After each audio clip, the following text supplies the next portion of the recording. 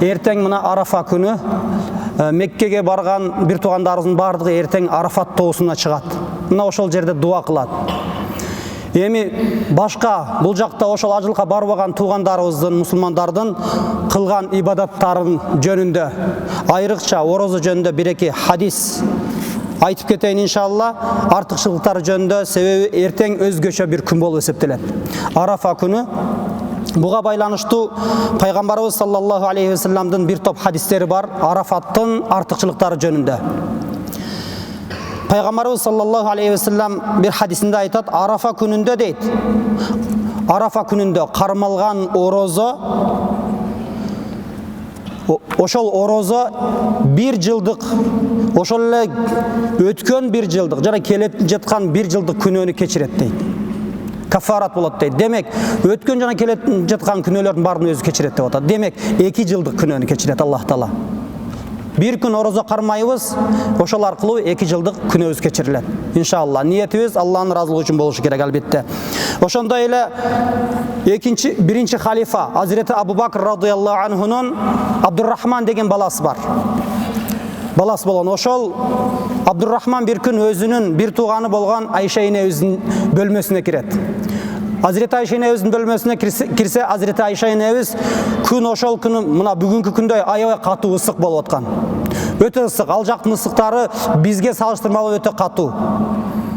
Ошол жерде Айша энебиз өзүнө салкындоо максаты менен суу чачып отурат үстүнө, бөлмөсүндө. Аны Абдуррахман деген иниси көрөт дагы, бул нафил орозо болсо эмнеге кыйналасың, орозоңду ач дейт, оозуңду ач дейт. Ошондо Азирети Айша энебиздин жообун караңыз. Мен дейт пайгамбарыбыздан уктум дейт. Пайгамбарыбыздан угуп туруп, билип туруп анан ушинтип оозумду ачайынбы дейт. Бул орозо кармасаң дейт, 1 жылдык күнөөң кечирилет дейт.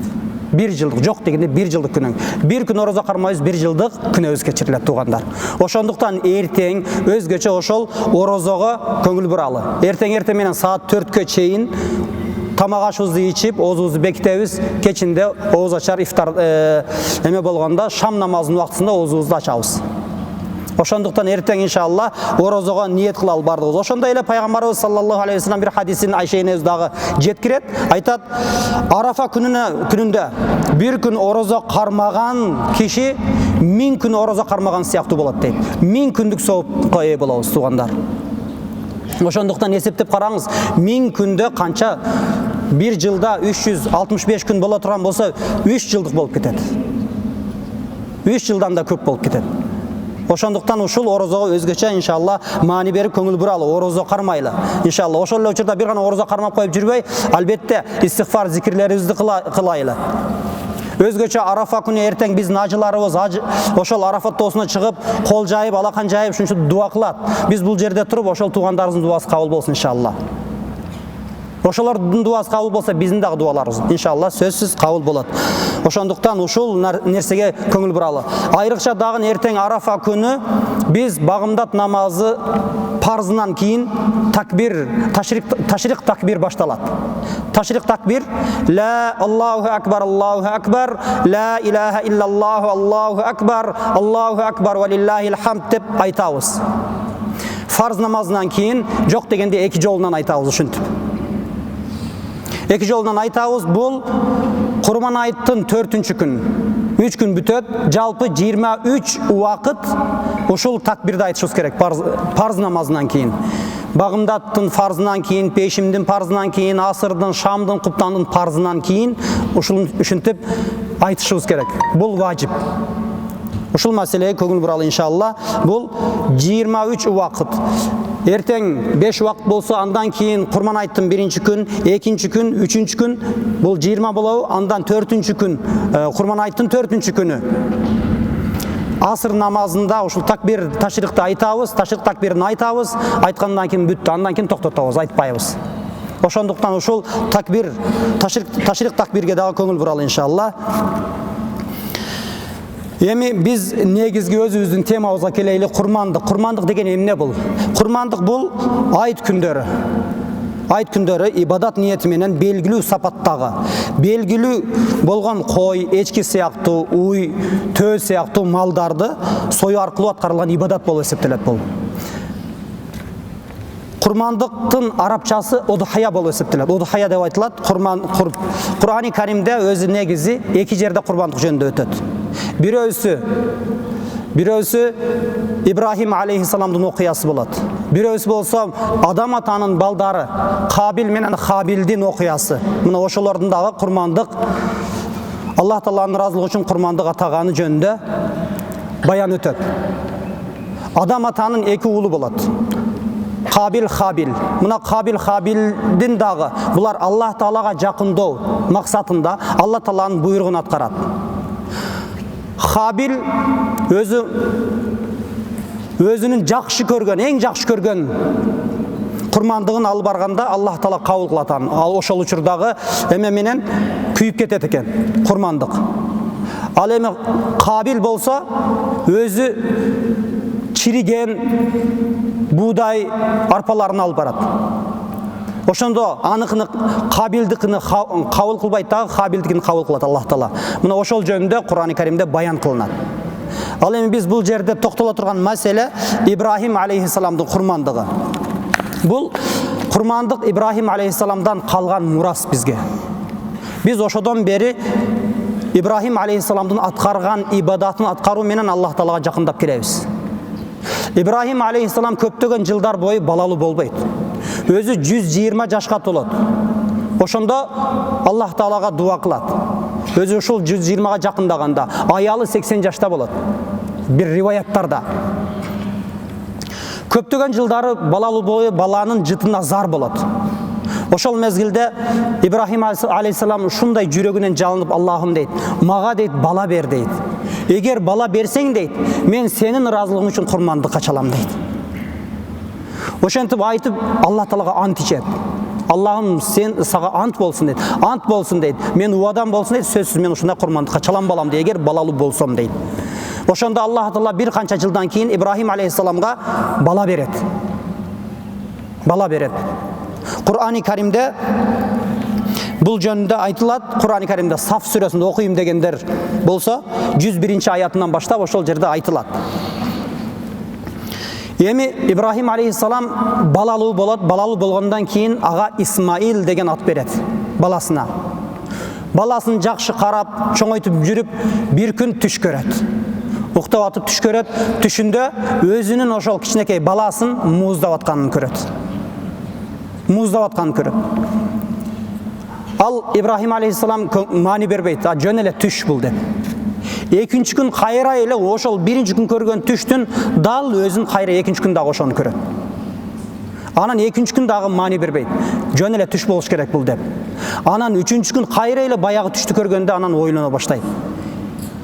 Бул Аллах Тааладан бир аян, Аллах Тааладан бир белги болушу мүмкүн бул. Деп өзүнүн өткөндөгү күндөрүн эстейт.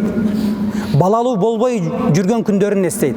Мына ошол күнү бир күн отуруп Аллах Таалага ант ичкенин, Аллах Тааланын ыраазылыгы үчүн баласын дагы курмандыкка чалам деп сөз бергенин эстейт. Анан бу Ибрахим алейхиссаламга аябай чоң бир сыноо болот. Бир жакта Аллах Тааланын буйругу, бир жакта өзү ушунчалык жакшы көргөн баласы. Ойлонуп көрүп, бул пайгамбар албетте. Пайгамбар Ибрахим алейхиссалам мен дейт Аллах Тааланын буйругун аткарышым керек дейт. Кур'ани Каримде айтылат: Бисмиллахир-рахманир-рахим. Рабби хабли минас салихин. Ибрахим алейхиссаламга Аллах Таалага кайрылып дуа кылып атат. Аллахым, мага ушундай салих, жакшы, ыймандуу, адептүү бала насип кыл деп дуа кылып атат. Аллах Таала айтып атат: Фабашшарнаху бигуламин халим. Биз ага ушундай назик, жумшак бир баланы, характери жумшак бир баланы сүйүнчүлөдүк дейт, бердик дейт Аллах Таала. Ошол бала төрөлгөндөн кийин Ибрахим алейхиссалам жогоруда айткандай Исмаил деп ысым берет. Исмаил алейхиссалам чуркап ойноп калат. Ошону Кур'ани Каримде айтылат: Фаламма балага ма'аху сa'я. чуркап эки жака чуркай турган мезгил болгондо, мындайча айтканда атасы менен эки жака барып келгенди билген учурда, ошондой болуп чоңойгон учурда Аллах Тааладан буйрук келет, ошол түш көрөт. Ошол жерде Ибрахим алейхиссалам айтат: "Кала я бунайя", эй балам, балакайым дейт. Inni ara fil manam, мен түшүмдө көрдүм дейт. Эмнени? Анни азбахук, мен сени мууздап жаткандыгын көрдүм дейт.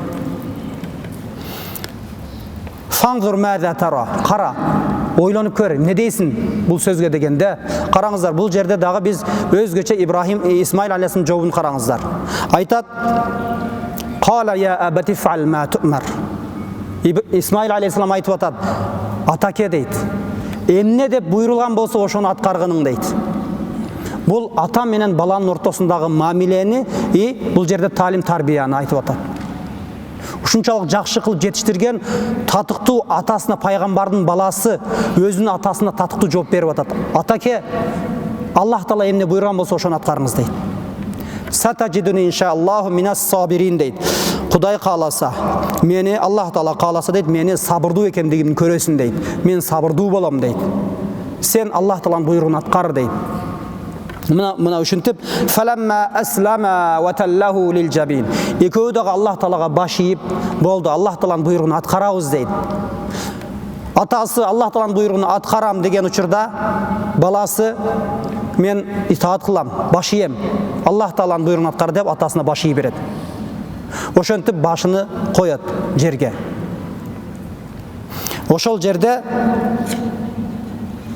атасы тафсирлерде өтөт, бычак менен кессе өтпөй калды, мындай болду деп айтылат. Мен Кур'ан-ы Каримде аяттагыларды гана айтып өтөм. Ошол жерде Ибрахим алейхиссаламга буйрукту аткарат, бычак менен эме кылат.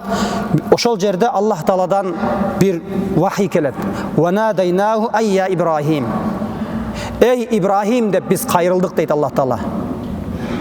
Аллах Таала Ибрахим алейхиссаламга кайрылып атат: "Эй Ибрахим" дейт, "Сен" дейт, "өзүңдүн убадаңды, берген сөзүңдү аткардың" дейт. "Саддактар ру'я" дейт. "Сен түшүңдү чындыкка чыгардың. Түшүңдө көргөн нерсени ишке ашырдың" дейт. Андан кийин ал жерде Аллах Таала тарабынан бир кочкор белек кылынат. Мына ошол кочкорду Ибрахим алейхиссалам мууздайт. Мына ошол күндөн бери биздин мусулмандардын бир салты болуп калды, ибадаты болуп калды. Мына ошодон бери ошол курмандык чалуу, кой, уй, эчки, төө ушулардан союп келебиз. Демек ушул Ибрахим алейхиссалам Аллах Тааланын буйругун толук аткарып, Аллах Тааланын Халилуллах, чыныгы досу экендигин дагы тастыктады.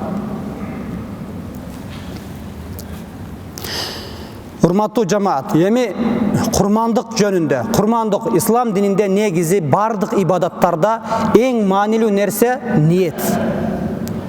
Ибадаттарыбызды жүрөгүбүздөгү Алла Тааланын ыраазылыгы үчүн деп ниетибизди Алла Тааланын ыраазылыгы үчүн деп кылышыбыз керек.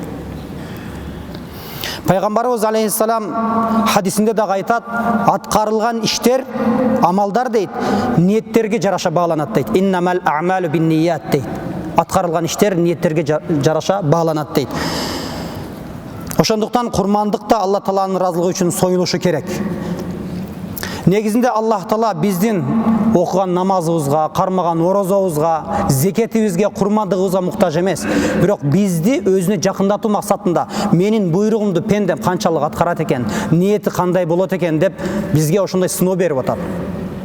Ибрахим алейхиссалам Аллах Таалага жакындоо максатында баласын дагы аябады. Биз эми өзүбүздүн колубуздагы мал мүлкүбүздү ошол аркылуу союу аркылуу жакындайбыз Аллах Таалага, кан чыгаруу аркылуу, курмандык чалуу аркылуу. Кур'ан-ы Каримде Хадж сүрөсүндө дагы айтылат: "Ла яналаллаху лухумуха ва ла димауха". Аллах Таалага силердин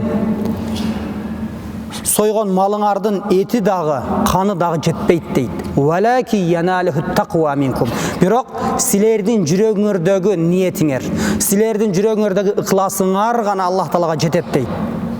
Демек эң биринчи ниет өтө маанилүү. жөнөкөй күнүбүздү дагы ибадатка айлантырышыбыз мүмкүн. Жөнөкөй күнүбүздү кандай ниетибизди Алла Тааланын ыраазылыгы үчүн ушундай иштерди аткарып атам деп.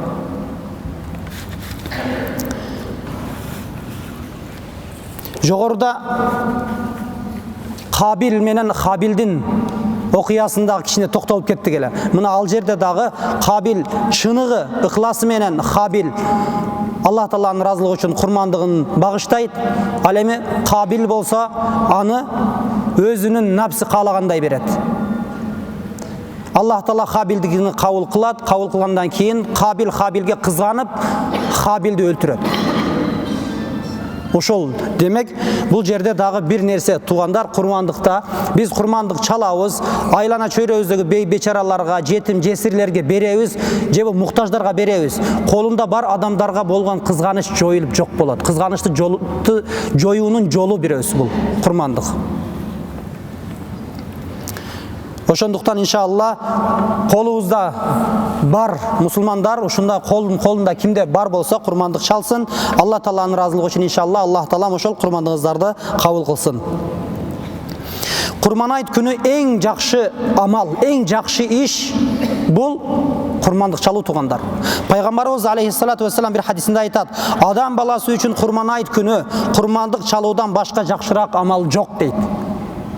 Курмандык чалуудан башка жакшыраак амал жок. Союлган курмандык кыяматта мүйүздөрү менен, жүндөрү менен жана туяктары менен бирге келет дейт. Чындыгында курмандыктын каны жерге түшө элек, ошол союп аткан адам баласынын ниети, ыхласы Аллах Таалага жетет.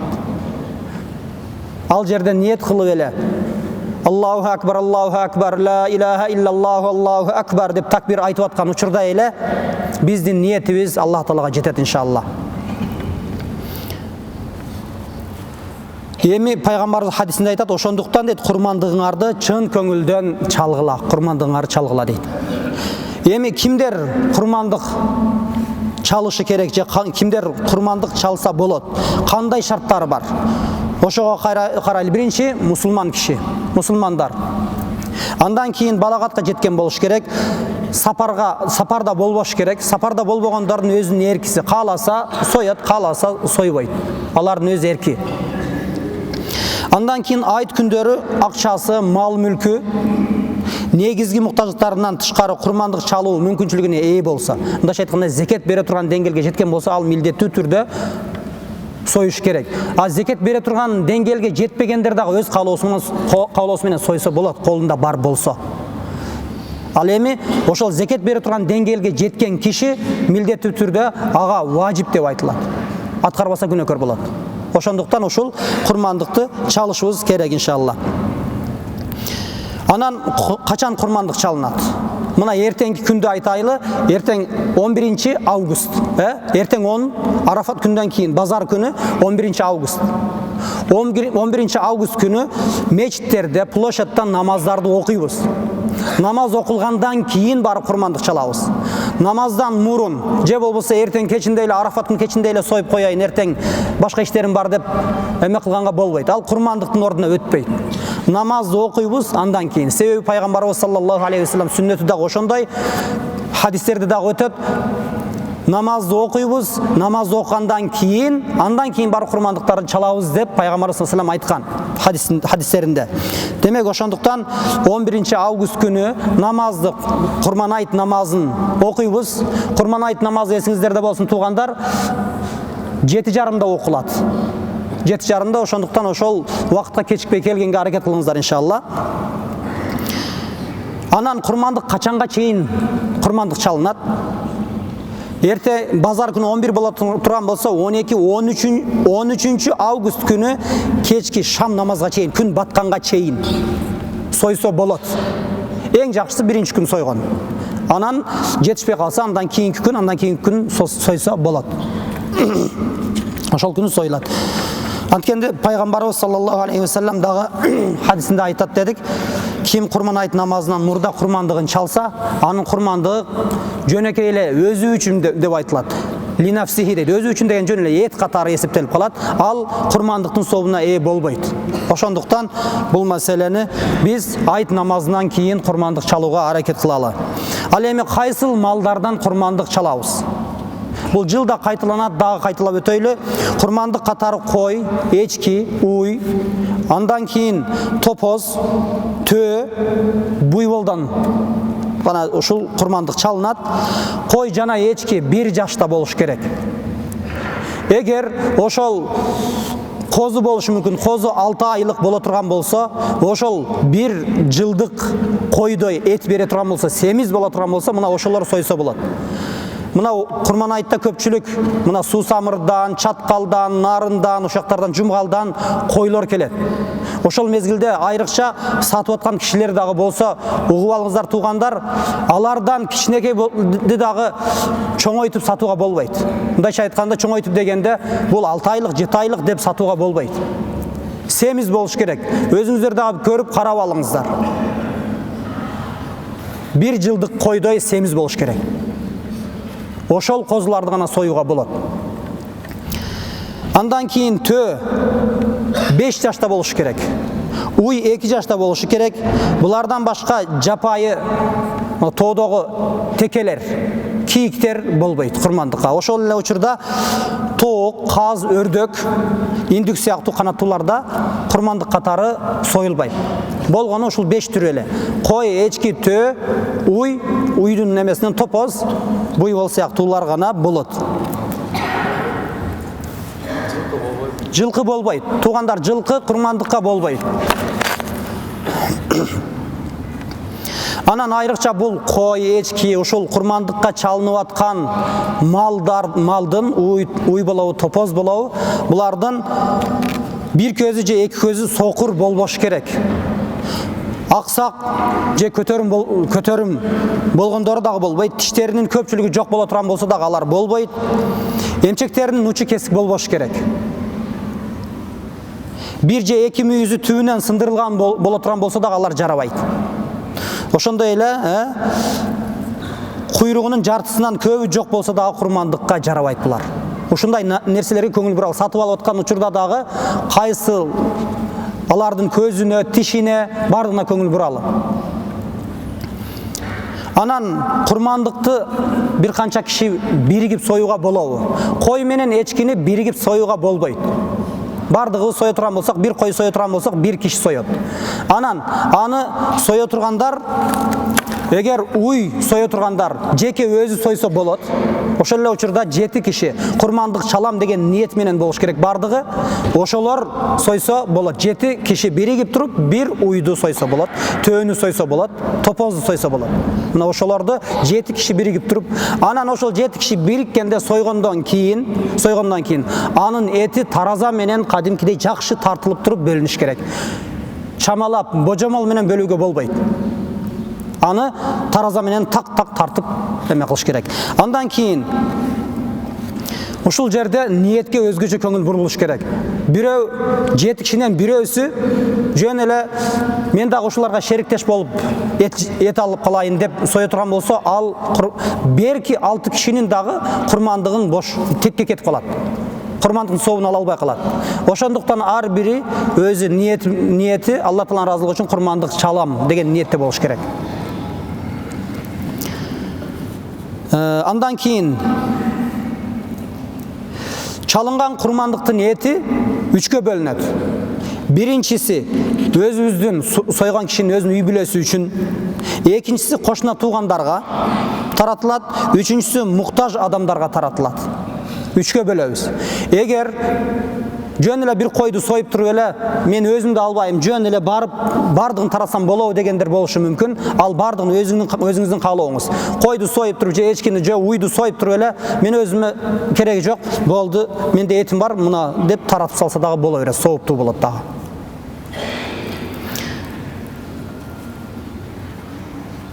Андан кийин курмандыктын ээси терисин сатууга болбойт. Терисин саткан учурда дагы ошол акчаны садака кылыш керек. Этти болбойт. Ошол эле учурда баягы курмандыкты сойдурганда касапты чакырабыз дагы сойдурабыз. Кээ бирөөлөр ошондой сойдурабыз. Ага ошол курмандыктын этинен акысы катары берүүгө акысы катары берилбейт. Акысы акчалай бериш керек. А эт бере турган болсоңуз касапка жөн эле ошол курмандыктан ал деп беришиңиз керек. Андан кийинки маселе. Курмандыкты чалган курмандыктын этинен мусулман эместерге да берсе болот. Башкалардын дагы исламга кызыктыруу максатында кошуналарыбыз болушу мүмкүн, христиан болушу мүмкүн, башка бир эмеде болушу мүмкүн. Аларга дагы берип, биздин мусулмандардын майрамы деп туруп сүйүндүргөн дагы жакшыраак, иншалла. Анан кээ бир туугандар мындай суроо коёт. Азыр кээ бирөөлөр дейт, этке эмес, акчага муктаж дейт. Мисал, катуу ооруп аткандар азыр. Ошолорго акчалай берсем, ошол курмандыктын ордуна өтөбү дейт. Андай ал акчалай бергениңиз жөн эле садака катары эсептелип калат. Курмандык катары эсептелбейт. Ошондуктан курмандык чалуу милдет. Ал эми жардам берип турган болсоңуз, ал курмандыктан сырткары өзүнчө акчалай жардам бересиз. Ал садака катары эсептелет. Ошондуктан ушул маселелерге көңүл буралы, иншалла.